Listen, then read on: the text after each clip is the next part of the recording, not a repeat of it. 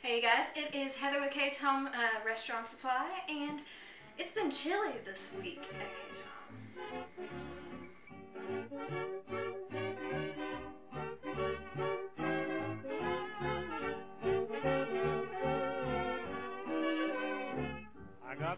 You've heard me right, it's been pretty cold. It even snowed, which is crazy in Tennessee. It doesn't snow often. When it does, we feel it. We definitely feel it. We're warm weather people. So what better to warm yourself up than some nice chili? It'll have a little spice to it. It warms your mouth, and then it's so warm and hearty and filling. It's one of those comfort foods for the winter. This is going to be a new chili recipe for me, so it's supposed to be a prize winner. We're going to try it out. Let's begin. What you're going to need for our veggie part of the chili is 4 onions. This makes a lot of chili, by the way. A whole bunch of chili, like 12 servings. So better have a lot of people. We're going to have about 2 tablespoons of chopped jalapeno.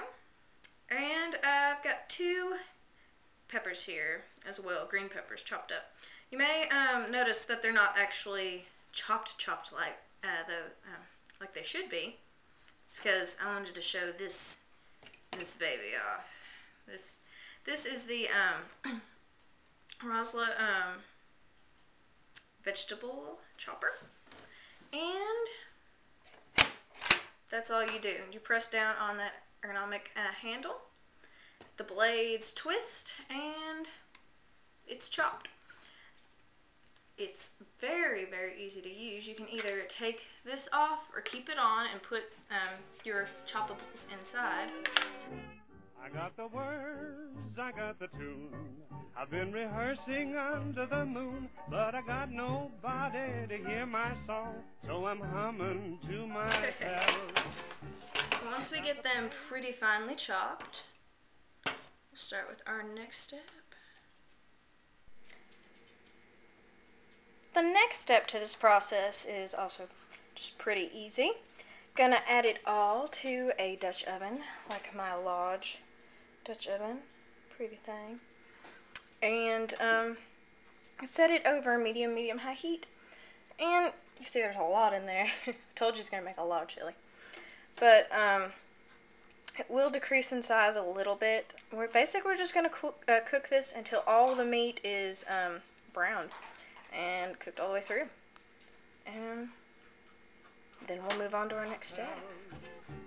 I got the place, I got the time, I got a lot of love, words that rhyme, but I got nobody to hear my song, so I'm humming to myself.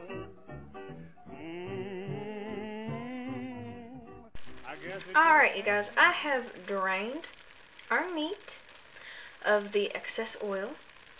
Next, we're going to season it. I've got a 2 teaspoons of salt, a teaspoon of paprika, 4 tablespoons of cumin, 4 tablespoons of chili powder, and a teaspoon of cayenne pepper. Almost forgot that. It's in there, and we're just going to spread that over our chili. Mix that in. It's not chili yet, but this is what's going to make it chili. There we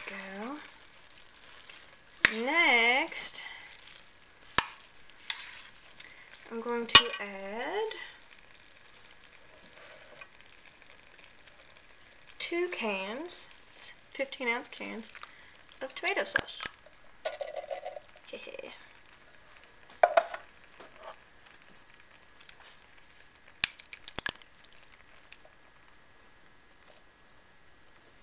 We're not done yet, though. Also going to add a 20-ounce can of rotel. There we go.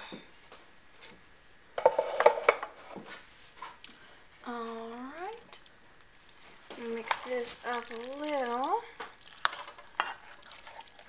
And next we're going to add 2 cups of water. Now I'm using my tomato cans, but you can use a measuring cup.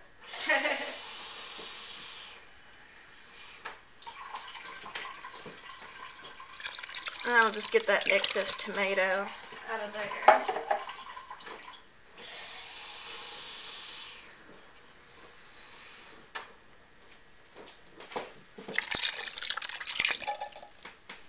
There we go.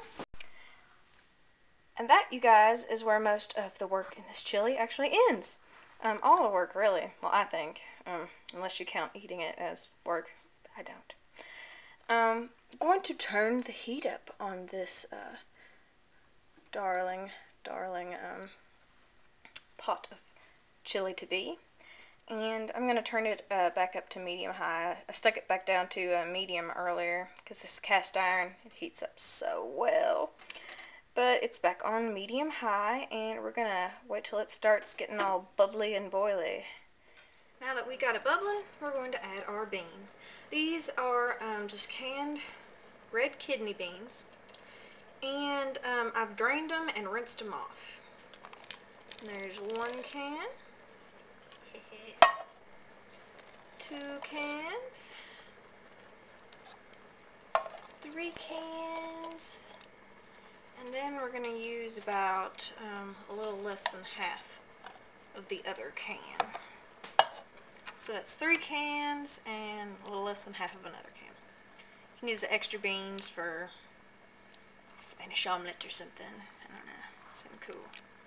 You got an imagination. Play around with them.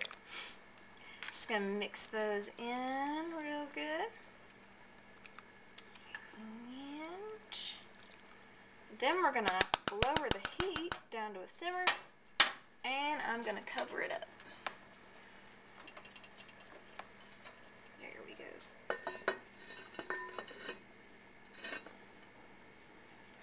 Oh man, this stuff's going to be so good. Alright. Got it covered up, and we're going to keep it that way for a long time. 1 to 2 hours. Not all that long, but it's a lot of food. You're not going to be hungry. You can wait 1 to 2 hours. Plus, it's really smelling good, so I think it's worth it.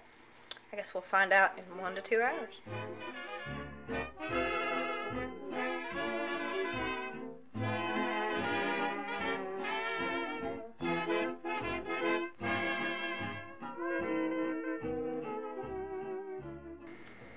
Alright.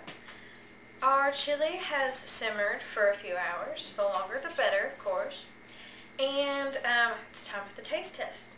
Now you can garnish this with like green onions or some sour cream, corn chips, you know. Put it on top of a hot dog, I guess, if you really wanted to.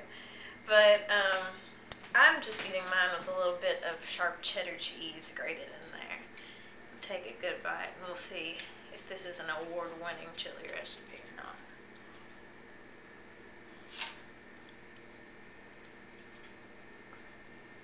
That's pretty darn good. Oh man. And I love the cheddar. Oh, so good. There's a definite, you can, you know, taste the spices, but they're not overpowering.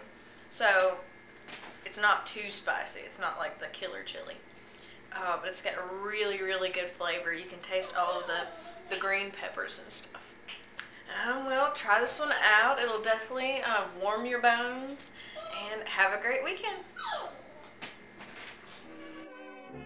I got the words, I got the tune.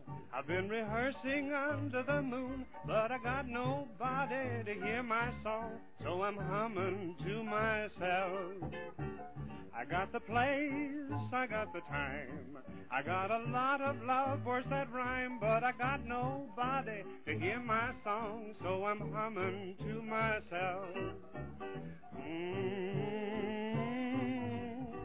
I guess it just had to be.